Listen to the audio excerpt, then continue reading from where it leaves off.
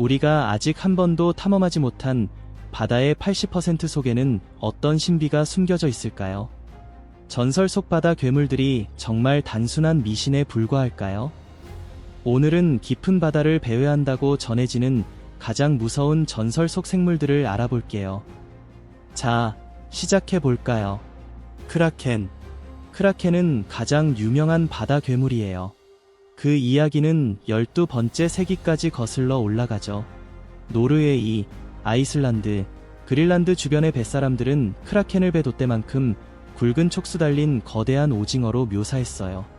고래를 지디길 수 있고 배 전체를 소용돌이 속으로 끌어당길 만큼 무시무시한 존재였죠. 이런 이야기들은 시간이 지나면서 점점 더 생생해졌지만 처음으로 기록된 목격 사례는 1180년이었어요. 당시 뱃사람들은 거대한 오징어를 몰라서 사람을 잡아먹는 괴물이라고 불렀답니다. 1853년에 덴마크 해변에서 처음으로 거대한 오징어가 발견됐어요. 그 모습이 크라켄 설명과 딱 맞았죠. 이제 과학자들은 거대한 오징어가 몇 종류나 있는지, 얼마나 크게 자랄 수 있는지 궁금해해요. 지금까지 발견된 가장 큰 개체는 길이가 43피트에 달했어요. 전설 속 이야기보다는 여전히 작지만 메갈로돈 같은 실제 거대한 생물이 존재했다는 사실이 엄청난 크기의 오징어도 가능할 수 있다는 생각을 불러일으키죠. 2011년에는 해양 파충류뼈에 대한 중요한 화석 발견이 있었어요. 이 발견으로 과학자들은 고대 바다의 거대한 생물들에 대해 더 큰 호기심을 갖게 됐답니다. 리바이아산. 2억 년 전 해양 파충류인 쇼니사우루스의 뼈 배열을 보면 거대한 문어나 크라켄 같은 오징어가 이 생물을 조종한 것 같아요. 마크 맥메나민 교수는 뼈들이 물이 지어 있는 모습, 빨판 자국, 그리고 부러진 목을 발견했는데 이건 현대 문어들이 먹이를 저장하는 방식과 비슷하대요. 이렇게 큰 생물을 죽이려면 그 두 종류는 길이가 100피트, 즉 약 30m를 넘어야 했을 거예요. 그건 알려진 어떤 오징어보다도 2배나 큰 크기죠. 리바이아산은 전 세계 고대 문헌에 등장하는 전설적인 바다 괴물인데 서로 격리된 문화권임에도 불구하고 묘사가 비슷해요. 약 5천만 년 전에는 길이가 30피트, 즉 약 10m가 넘는 바다뱀 팔레오피스가 살았어요. 비록 멸종했지만 일부 사람들은 그 친척들이 아직 탐험되지 않은 깊은 바다 속에 살아남아 있어서 현대에 목격되는 바다뱀 이야기를 설명할 수 있다고 믿고 있답니다. 리바이아산은 또한 거대한 선사시대 고래 리비아탄을 가리킬 수도 있어요. 이 고래는 엄청난 크기의 이빨을 가지고 있었고 다른 고래들을 사냥했으며 메갈로돈을 이길 수도 있었을 거예요. 과학자들은 이 신화를 따서 이름을 지었는데 이는 이런 전설들이 실제 고대 바다 괴물들에서 비롯된 것임을 보여주죠. 다음으로는 세계의 바다를 여전히 괴롭히는 소름 끼치는 거대한 바다뱀 이야기들로 들어가 볼게요. 거대한 바다뱀. 거대한 바다뱀에 대한 신화는 여러 문화에서 나타나요. 예를 들어 남아시아의 나가 신들, 일본의 류진, 그리고 북유럽 신화의 요르문간드 같은 거예요. 1817년부터 1819년 사이에 미국 매사추세츠주 글로스터에서 수십 명의 사람들이 거대한 뱀 같은 생물을 봤어요. 목격담들의 설명이 일관됐지만 알려진 어떤 동물과도 맞지 않았죠. 어떤 사람들은 그 목격이 햇볕 쬐는 상어, 베스킹 사억로 오인된 거라고 해요. 이 상어는 뱀처럼 움직이며 헤엄치고 길이가 40피트까지 자랄 수 있거든요. 1808년에 스코틀랜드에서 발견된 55피트 길이의 사체는 바다뱀으로 여겨졌어요. 1860년에 버뮤다 해변에 이상한 생물이 밀려왔는데 그건 노지러 오어핏이였어요. 이 희귀한 물고기는 길이가 50피트까지 되고 몸은 은색의 빨간 실 같은 부분이 있어요. 노지러는 리본처럼 물속을 물결치며 헤엄치고 주로 아플 때 수면으로 올라오며 밤에 먹이를 찾으러 올라오기도 해서 더 신비롭게 느껴지죠. 글로스터에서 본 그 뱀은 햇볕 쬐는 상어일 수도, 노지러일 수도, 아니면 아직 알려지지 않은 무언가일 수도 있어요. 바다 환경 때문에 크기와 거리를 판단하기 어려워서 바다 뱀 전설이 계속 살아남는 거예요. 우미보즈. 우미보즈는 일본 전설에 나오는 조용한 바다의 정령이에요. 재앙이 오기 전에 섬뜩한 고요를 가져와서 사람들이 무서워하죠. 바다가 갑자기 잔잔해지면 거대한 물벽이 솟아올라 배를 순식간에 삼켜버릴 수 있어요. 만약 우미 보즈에게 말을 걸면 양동이를 달라고 할지도 몰라요. 보통 양동이를 주면 배가 천천히 물에 잠기게 되지만 바닥이 뚫린 양동이를 주면 속여서 도망칠 수 있어요. 우미 보즈의 모습은 설명에 따라 다양해요. 때로는 배의 도처럼 높이 솟아있고 다른 때는 산처럼 거대하며 얼굴이 없거나 뱀 같은 팔을 가지고 있죠. 작은 버전들은 무리를 지어 공격하기도 해요. 이 녀석이 나타나는 건 언제나 위험 신호예요. 요즘에는 애니메이션이나 게임에 나오지만 뱃사람들은 여전히 바다의 침묵이 치명적인 경고라고 믿고 있어요. 모비딕, 백고래. 모비딕 이야기는 실제 바다에서 일어난 사건을 바탕으로 해요. 1820년 11월 20일에 미국 포경선 에섹스호가 거대한 향유고래에게 들이받쳐 침몰했어요. 20명의 선원들이 구명보트에 남게 됐는데 89일 동안 표류한 끝에 극한의 고난 속에서 겨우 5명만 살아남았답니다. 허먼 멜빌의 소설은 19번째 세기의 실제 포경 이야기들에서 영감을 얻었어요. 고래들은 사냥꾼들에게 맹렬히 반항하곤 했죠. 때로는 지능과 힘으로 배를 공격하기도 했어요. 한 전설에는 태평양에 엄청나게 크고 창백한 알비노 고래가 있어서 악의적으로 배들을 사냥했다는 이야기가 있어요. 멜빌의 백고래는 자연의 치명적인 힘을 상징해요. 인간의 탐욕과 잔인함에 대한 반격이죠. 이렇게 사실과 허구를 섞어 강렬한 바다 전설을 만들어낸 거예요. 오고포고. 브리티시 컬럼비아의 깊은 오카나간 호수에는 오고포고라는 괴물이 숨어 있어요. 이 녀석은 현지 사람들을 매료시키면서도 무섭게 만들죠. 어두운 녹색 검은색 뱀 모양으로 길이가 15에서 25m 정도 되는 비늘로 덮인 몸통에 말 같은 머리나 뿔 달린 머리, 그리고 유연한 목을 가지고 있어요. 움직일 때는 부드럽고 물결처럼 굽이치며 나아가서 뒤에 거품이 이는 물결을 남긴다고 해요. 첫 공식 목격은 1926년에 있었어요. 그 이후로 흐릿한 사진들과 목격자들의 증언들이 전설을 계속 살려놓고 있죠. 1980년대에는 증거를 가져오면 약 14억 원 상당의 상금을 주겠다는 제안이 있었고, 심지어 그린피스에서는 과학적 증거가 없는데도 오고포고를 멸종 위기종으로 보호하자고 주장하기까지 했어요. 오고포고 덕분에 관광객들이 많이 찾아오는데 켈로나시에는 귀여운 만화 스타일의 오고포고 동상이 세워져 있어요. 어떤 사람들은 이게 거대한 선사시대 물고기일 거라고 생각하지만 과학자들은 대부분 파도나 떠다니는 통나무 때문에 착시가 일어나는 거라고 말해요. 아직 누구도 오고포고의 존재를 확실히 증명하거나 반박하지 못해서 이 녀석은 신화와 현실 사이에 떠있는 미스터리한 존재로 남아있답니다. 크툴루와 투소테우티스. 크툴루는 1928년 공포소설에 나온 가상의 바다 괴물로 깊은 바닷속을 맴돌죠. 하지만 아주 오래전에는 투소테우티스 같은 진짜 괴물들이 바다를 지배했어요. 이 거대한 오징어 같은 포식자는 길이가 약 12m쯤 됐어요. 기린 2마리를 합친 정도 되는 길이에요. 현대 오징어보다 더 단단한 껍질을 가지고 있어서 더 강하고 빠르게 움직일 수 있었죠. 거대한 물고기나 어린 바다 파충류들을 사냥했다고 해요. 투소테우티스는 6,600만 년 전 소행성이 충돌하면서 공룡들과 함께 사라졌어요. 크툴루는 허구지만 투소테우티스는 실제로 존재했던 무시무시한 생물이었죠. 우리가 바다의 5%만 탐험한 상태라서 깊은 바다 속에는 아직 알려지지 않은 괴물들이 숨어 있을지도 몰라요. 닉시는 고대 스칸디나비아와 독일 민속에 나오는 복잡한 물의 정령이에요. 보통 인간 여자처럼 보이지만 피부가 약간 녹색을 띠거나 머리카락이 해초처럼 보이기도 하고 수영할 때는 물고기 꼬리가 나타나죠.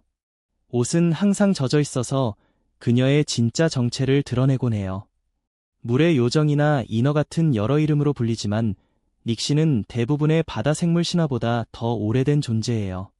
그녀는 아름다움과 매혹적인 노래로 뱃사람들을 유혹하는데 때로는 죽음으로 이끌기도 하지만 어떤 이야기에서는 사랑으로 이어지기도 하죠.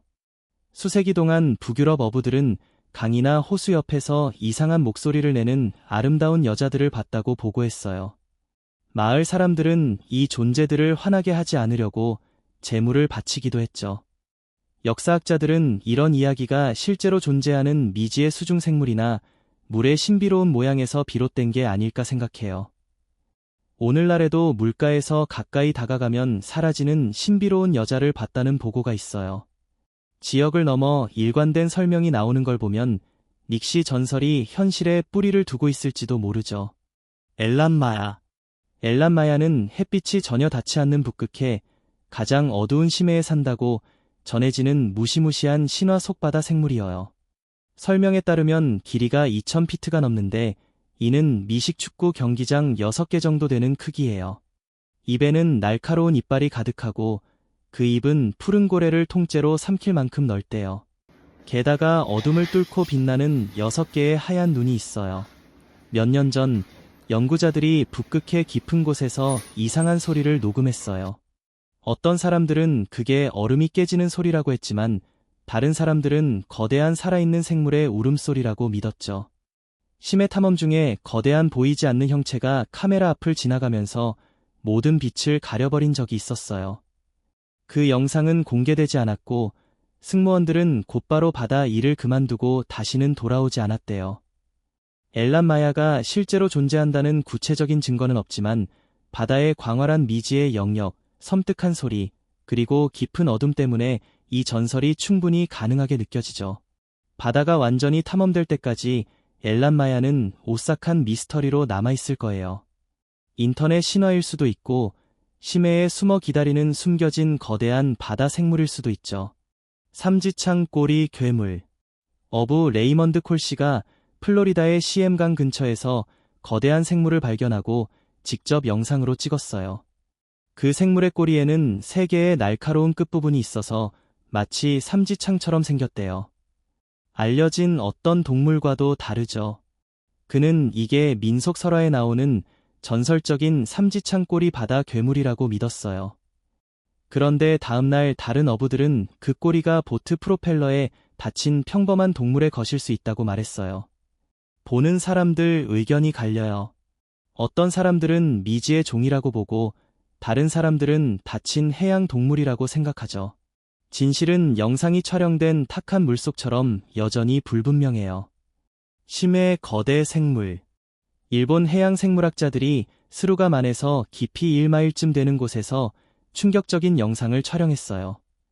그들은 고양이 상어를 연구하려고 폭 30피트쯤 되는 미끼 달린 우리를 설치했대요. 그런데 대신에 엄청난 크기의 상어가 나타나서 그 큰 우리를 작아 보이게 만들었어요. 이 상어는 고래상어보다도 더 커 보였어요. 고래상어는 최대 길이가 약 61피트쯤 되잖아요. 생물학자들은 이게 거의 300만 년 전에 멸종한 것으로 알려진 선사시대 포식자, 살아있는 메갈로돈이 아닐까 궁금해했어요. 만약 이 발견이 사실이라면 해양 생물학이 완전히 바뀔 거예요. 이 영상은 여전히 미스터리로 남아있어서 미지의 종인지 유전적 변이인지 아니면 과학적으로 존재할 수 없다고 하는 무언가인지에 대한 논란이 이어지고 있어요. 신화적인 존재. 카약 타던 로버트 해리스 씨가 루이지애나 강에서 이상한 창백한 생물이 힘없이 떠다니는 걸 촬영했어요. 그 거대한 몸통은 둥글둥글하고 눈이 전혀 없었어요. 그냥 부풀어 오른 피부 주름만 있어서 예계 생물 같거나 거의 태아처럼 보였대요. 그 생물은 로버트 씨의 존재에 전혀 반응하지 않아서 그 순간이 정말 섬뜩했어요. 로버트 씨가 올린 영상은 나중에 삭제됐지만 온라인으로 빠르게 퍼졌어요. 많은 사람들이 이 생물을 닌겐이라고 불리는 유령처럼 새하얀 인간형 고래로 연결지었어요. 닌겐은 남극 대양 같은 외딴 바다에 나타난다는 일본 민속 설화에 나오는 존재죠. 영상이 삭제된 게 오히려 로버트 씨가 그 물속에서 마주친 게 뭔지 더 궁금하게 만들었어요. 선사 시대 파충류들. 러시아 아나파에서 다이버 아레나 불바라는 사람이 흑해에서 플래시오사우루스와 비슷한 생물들을 촬영했다고 해요. 이 고대의 바다 파충류들은 6,500만 년 전에 사라졌기 때문에 이 영상의 진짜 여부에 의문이 많아요. 만약 이게 진짜라면 멸종에 대한 과학적 이해를 완전히 뒤바꿀 뿐만 아니라 전 세계 헤드라인을 장식할 거예요. 플래시오사우루스는 긴 목과 강력한 지느러미를 가지고 있었고 공룡시대가 끝나기 전에 선사시대 바다를 지배했죠. 영상에는 플래시오사우루스 같은 특징을 가진 생물들이 물속에서 부드럽게 움직이는 모습이 나와요. 그런데 과학자들은 회의적이에요. 생존에 대한 화석 증거가 없고 큰 먹이원이 필요하다는 이유로요. 지지자들은 바다가 아직 많이 탐험되지 않아서 숨겨진 개체군이 있을 수 있다고 주장해요. 이 논쟁은 계속되고 있어요. 살아있는 화석의 획기적인 증거일지 아니면 바이럴 호크스일지. 플래시오사우루스 목격. 샌프란시스코 해변 상공에서 일상적인 감시를 하던 헬리콥터 승무원들이 물표면 바로 아래에서 움직이는 큰 생물을 발견했어요. 처음에는 악어라고 생각했지만 크기 때문에 그럴 리 없었죠. 나중에 해양 생물학자들이 분석한 영상에는 긴 목과 덩치 큰 몸통, 4개의 큰 지느러미를 가진 생물이 나왔어요. 이는 6,500만 년 전에 멸종된 것으로 알려진 바다, 파충류 플래시오사우루스와 비슷했어요. 만약 이게 정확하다면 멸종에 대한 우리의 이해를 바꾸고 공룡시대를 끝낸 소행성 충격을 일부 바다 파충류가 살아남았을 수 있다는 걸 시사할 거예요. 수백만 년 동안 인간을 피해 외딴 바다에 고대 생물들이 아직 살고 있을 수 있다는 뜻이죠. 하지만 회의론자들은 영상이 특이한 조건에서 알려진 동물들을 찍은 거라서 크기와 모양이 왜곡됐을 수 있다고 말해요. 중요한 동물학적 발견인지 아니면 착각인지 논쟁이 이어지고 있어요. 고대의 기환. 2023년 5월에 미국 해양대기청 연구원들이 태평양 심해 카메라를 사용해 해저를 조사하고 있었어요. 그 임무 중에 영상에 큰 긴 생물이 해저를 따라 우아하게 움직이는 모습이 포착됐어요. 등에 날카로운 가시가 일렬로 있고 알려진 어떤 해양종과도 맞지 않았죠. 전문가들은 이게 백악기 후기 시대의 거대 바다 포식자 모사사우루스와 비슷하다고 했어요. 모사사우루스는 길이가 최대 50피트, 그러니까 약 15m 정도까지 자라고 강력한 턱을 가졌어요. 이 생물의 모양과 움직임은 숙련된 사냥꾼처럼 보였어요. 이 발견은 큰 논쟁을 일으켰어요. 만약 모사사우루스와 관련이 있다면 중대한 발견이 될 거예요. 일부 선사시대 파충류가 멸종을 피해 심해에서 진화하며 살아남았을 수 있다는 뜻이니까요. 연구원들은 이 신비로운 생물을 더 조사하기 위해 추가 탐험을 계획 중이에요. 이 발견은 멸종과 해양생물 진화에 대한 우리의 이해에 영향을 줄 수 있어요. 미확인 심해 생물. 2010년 8월에 일본의 잠스텍이라는 기관이 사가미만에서 1022m 깊이에서 이상한 영상을 촬영했어요. 그들의 원격 조종 로봇이 어두운 고압 심해에서 햇빛이 전혀 닿지 않는 곳에서 창백하고 매끄러운 둥근 형태의 생물을 찍었는데요. 하얀 눈이 카메라를 똑바로 바라보는 것처럼 보였어요. 과학자들은 이런 걸 전혀 본 적이 없었어요.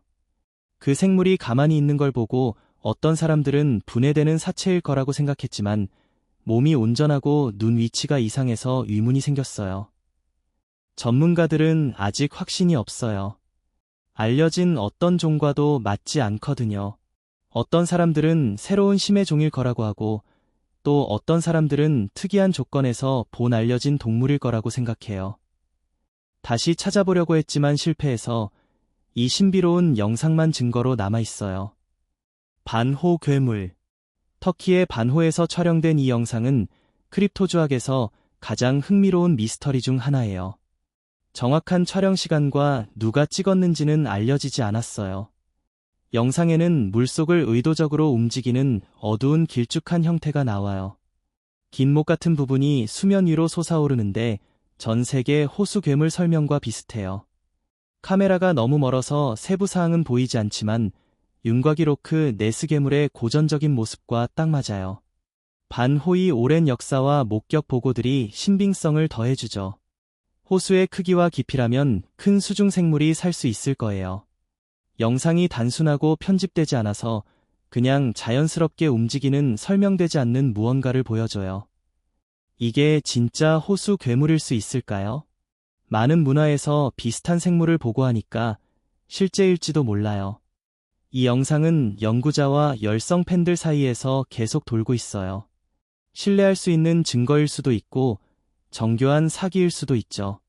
심해 젤리 이 영상은 일본의 해양연구개발기구가 2002년 3월에 수루감안에서 약 900m 깊이에서 무인 탐사선 하이퍼돌핀으로 촬영한 아주 희귀한 심해 해파리 파라팔롭시스 브라우어리를 보여줘요. 투명한 이 생물은 어둡고 차갑고 압력이 엄청난 심해 환경에서 우아하게 움직이며 종 모양 몸체를 오므렸다 펴는 모습을 담고 있어요. 이 해파리는 역사상 단 18번밖에 기록된 적이 없을 정도로 정말 귀한 생물이랍니다.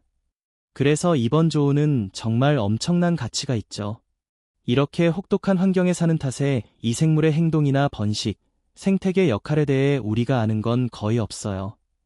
파라팔롭시스 브라우어리의 유령 같은 모습과 극히 드문 만남은 마치 이 세상 것이 아닌 것처럼 느껴지게 만들죠. 이 영상은 수년간의 첨단 기술과 과학자들의 노력이 만들어낸 결과물로 바다의 가장 큰 미스터리 중 하나를 엿볼 수 있는 귀중한 기회예요. 이상한 바다 괴물 2015년 7월 21일 해양사진작가 토마스 브라운이 호주 시드니 로즈빌 다리 근처에서 이상한 걸 발견했어요. 처음엔 물 위로 일부만 보였는데 엄청나게 큰 머리의 기묘한 모양이었죠. 토마스는 처음엔 상어나 고래의 썩은 시체인 줄 알았는데 이 생물이 활발하고 분명한 의도로 움직이고 있었어요. 길고 뱀처럼 생긴 몸이 물속을 부드럽게 물결치며 움직였어요. 토마스는 이게 흔한 바다 생물이 아니라는 걸 깨달았고 로크네스 괴물과도 전혀 맞지 않는다는 걸 알았죠. 그 생물은 토마스를 알아차린 것 같았지만 전혀 겁내지 않고 마치 이 물이 자기 집인 것처럼 차분하게 움직였어요. 몇 분 뒤 깊은 물속으로 천천히 사라졌고 토마스는 놀라운 영상과 함께 수많은 의문을 남겼어요.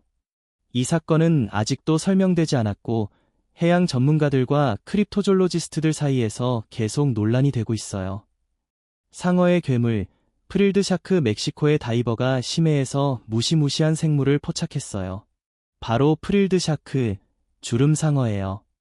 이 고대 상어는 상어 얼굴에 뱀처럼 긴 몸통을 합쳐놓은 듯한 모습이에요. 8천만 년 넘게 거의 변하지 않아서 살아있는 화석이라고 불리죠. 프릴드 샤크의 입안에는 여러 줄로 총 300개 정도 되는 날카로운 이빨이 있어서 오징어나 작은 물고기를 잡기에 딱이에요. 수심 400m에서 4000m 사이 햇빛이 전혀 닿지 않는 깊은 곳에 살아요. 장어처럼 생긴 몸 길이는 최대 2마리, 약 2m 정도 되고 수중 동굴을 누비기 좋게 생겼어요. 6쌍의 아가미 틈새가 주름처럼 펼쳐져서 프릴드, 주름진라는 이름이 붙었죠. 이렇게 깊은 곳에 사는 탓에 사람과 마주치는 일은 거의 없어요. 그래서 이번 영상은 과학자들에게 정말 귀중한 자료가 되고 있어요. 심해는 정말 악몽 같은 생물들을 숨기고 있어서 자연의 기묘하고 섬뜩한 면을 보여주죠. 빛나는 바다의 공포. 인도네시아 라란투카 근처 어부들은 밤에만 활동하는 커다란 상어를 목격했다고 해요. 이 때문에 마을 사람들이 많이 걱정했어요. 자신의 마을을 지키기 위해 루디 산타라 씨가 혼자 나서서 그 생물을 찾아서 기록하려고 했어요. 그는 물밑에서 우아하게 움직이는 어두운 매끄러운 몸을 봤어요. 그러다 그 생물이 머리를 들더니 눈과 입에서 바다 생물에게는 흔치 않은 이상한 빛이 나는 걸 보여줬어요.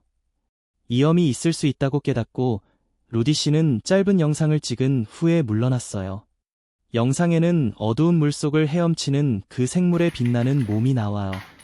루디 씨의 이 만남은 지역에서 유명해져서 어부들이 해가 진 후에 바다로 나가지 않게 됐어요.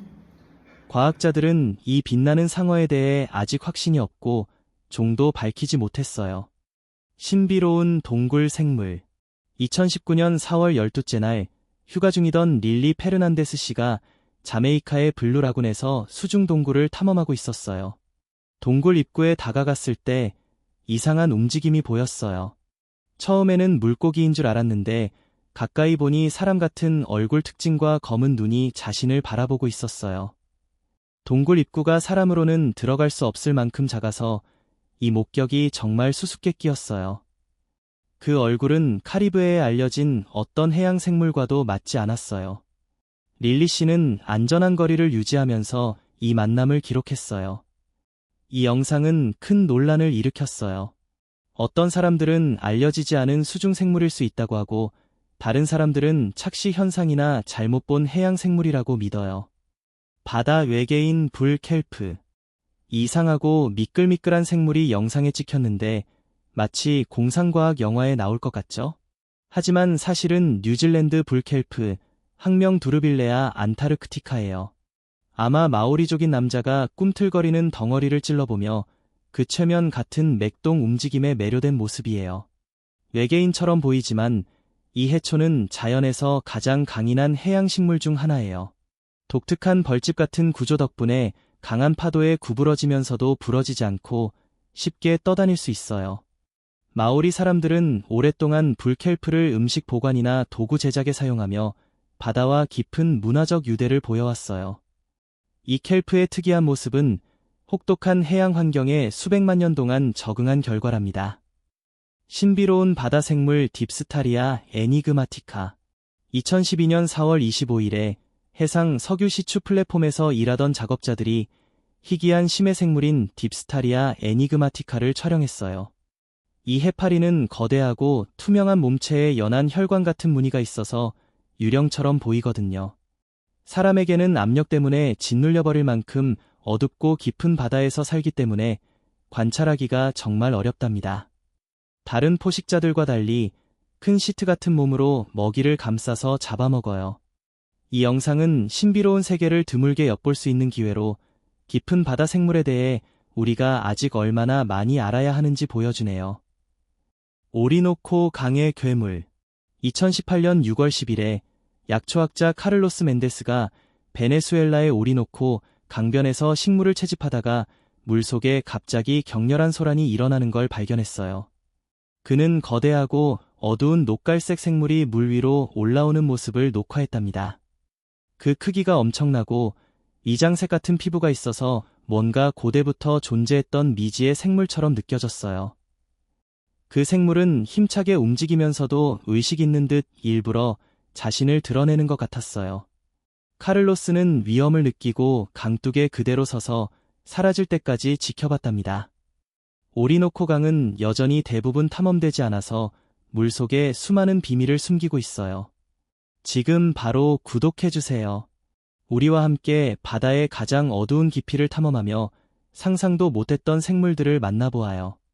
예상치 못한 만타 가오리 목격.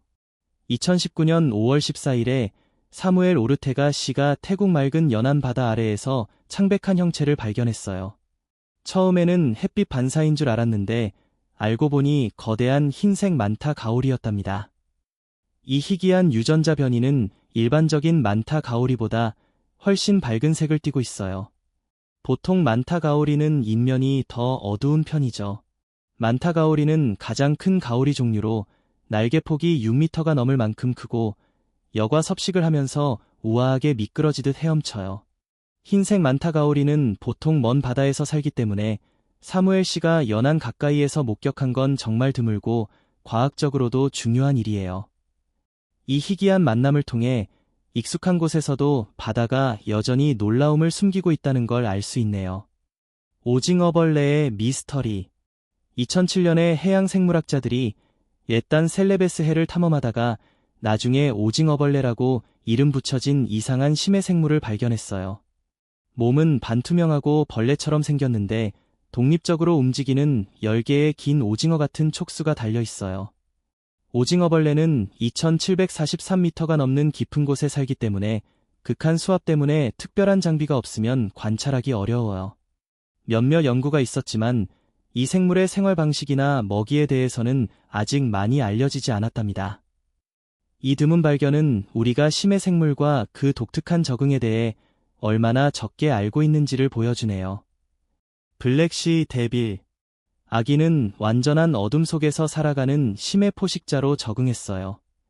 입은 엄청나게 크고 날카로운 안쪽으로 향한 이빨이 있어서 자신보다 큰 먹이를 통째로 삼킬 수 있답니다. 머리에 달린 생물발광 미끼가 어두운 심해에서 먹이를 유인해요. 2014년 11월에 몬터레이 베이 수족관 연구소가 600m 깊이에서 작은 블랙시 데빌아기의 희귀한 영상을 촬영했어요. 이 사냥 방식은 먹이가 부족하고 만남이 드문 환경에 수백만 년 동안 적응한 결과예요. 발광은 공생 박테리아가 만들어내는데 이는 생존의 핵심적인 파트너십이죠. 암컷은 크게 자라는 반면 아주 작은 수컷은 번식을 위해 암컷에 붙어서 융합돼요. 이렇게 하면 심해에서 짝짓기 성공률이 높아지거든요.